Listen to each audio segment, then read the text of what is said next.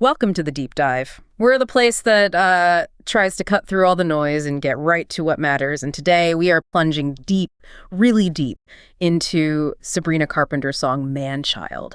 It's got layers.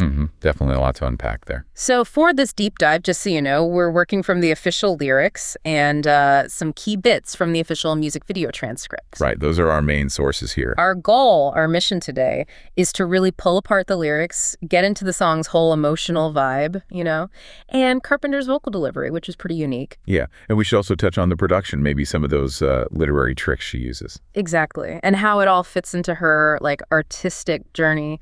By the end, we think you'll have a much, much richer sense of this track. Okay, so where do we start? That opening. Yeah, let's get into it. The song just kicks off with this immediate feeling of, exasperation, right? That first, oh boy. It really does. It's not just a throwaway line. It kind of sets the whole mood. Here we go again. Totally. And then first one dives right in. We get lines like, you said your phone was broken, just forgot to charge it. And whole outfit you're wearing, God, I hope it's ironic. Oof. Yeah, that one lands. Right. And also, did you just say you're finished? Didn't know we started. It's just these everyday things, but they paint such a clear picture of this partner's, incompetence. And immaturity, definitely. It's all coded in this really sharp sarcasm she does so well. It feels very relatable, I think. For sure. Which then leads us straight into that pre-chorus. Yeah, where she's kind of thinking out loud, stupid, or is it slow? Maybe it's useless. Right, like she's cycling through options. Exactly. And then, but there's a cuter word for it, I know. You can feel that frustration building, can't you? It's like she's zeroing in on the label. The perfect word. Yeah, before she actually says man-child. It's a great build-up. And then boom, the chorus hits. Man-child, why you always come a-running to me. So direct. So direct. Fuck my life, won't you let an innocent woman be? And then, never heard of self-care, half your brain just ain't there. Whoa, yeah, you really feel the weight of it there, the burden, the just sheer frustration. It's raw. This isn't just annoyance anymore, it's deep. Yeah. Criticizing that complete lack of, looking after himself. And it's not just the lyrics doing the work. Thinking about the performance, from the video transcript details, her vocal delivery really sells that mix of irritation and just being completely over it. How so? Well, that initial, oh boy, you mentioned. In the video context, it often has this slight upward lift, almost like a groan, like she can't believe it. Okay, yeah, I can hear that. And those repeated heat moments in the performance, they're almost like this rhythmic venting, like pressure building up, needing an outlet, and it has this physical sense of irritation. That makes sense. And speaking of layers, verse 2 throws in that line, why so sexy if so dumb? Ah, yes, that one. It adds this whole other dimension, doesn't it? It's not just frustration. There's this acknowledgement of attraction, almost like, oh, she's annoyed at herself too for falling for it. Or maybe recognizing the power dynamic there. Yeah. Like the charm kind of lets him get away with the incompetence, he feels.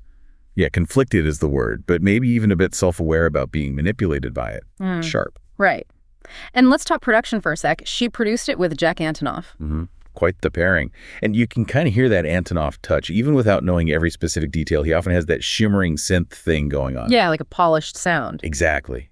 Which can create this really interesting contrast with raw lyrics. So you have this kind of upbeat, maybe deceptively light music. While she's delivering these incredibly direct, exasperated lines, it's a cool effect. Almost emphasizes the message more, that contrast. Definitely. And maybe that driving bass line in the chorus, sort of subtly reinforcing that feeling of being constantly leaned on, that burden. And the writing itself is just clever. Packed with literary devices, right?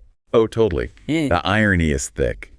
God, I hope it's ironic. It's funny, but it also just highlights how absurd the situation feels to her. And the hyperbole, like half your brain just ain't there. It's obviously exaggeration. But it captures that feeling perfectly, doesn't it? That feeling of disbelief. Like, how can you not see this? It makes it incredibly relatable. Yeah, you just nod along.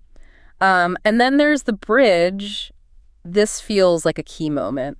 Absolutely. It's where things get really interesting, I think, in terms of her growth as an artist. She sings, oh, I like my boys playing hard to get, and I like my men all incompetent. Whoa, okay. Turning it inward? Right. And I swear they choose me. I'm not choosing them. Amen, amen. It's this moment of, self-reflection. So it shifts from just blaming him. Exactly. To acknowledging her own pattern. It moves beyond just a rant about a guy into something more nuanced about her own accountability, her own attractions. And that line, I choose to blame your mom. It's funny, but it also kind of underlines that mature perspective, doesn't it? Taking responsibility, but with humor. Precisely.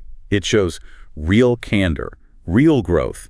It's not just victimhood, it's self-aware. So wrapping this up, what's the big takeaway for you, the listener? This dive really shows Manchild isn't just some catchy pop song. Not at all. It's witty, it's raw, it's surprisingly self-aware commentary on, well, relationship dynamics. Modern ones, maybe. Yeah, definitely feels current. So for you listening, what part of this analysis kind of clicked? Did hearing about the production details or the lyrical tricks change how you hear the song? Or maybe, what does the song make you think about relationships you've seen or, been in? Does that self-awareness bit resonate? We're genuinely curious. Yeah, we'd love to hear your thoughts. What really stood out to you about Manchild? Let us know. Keep this conversation going.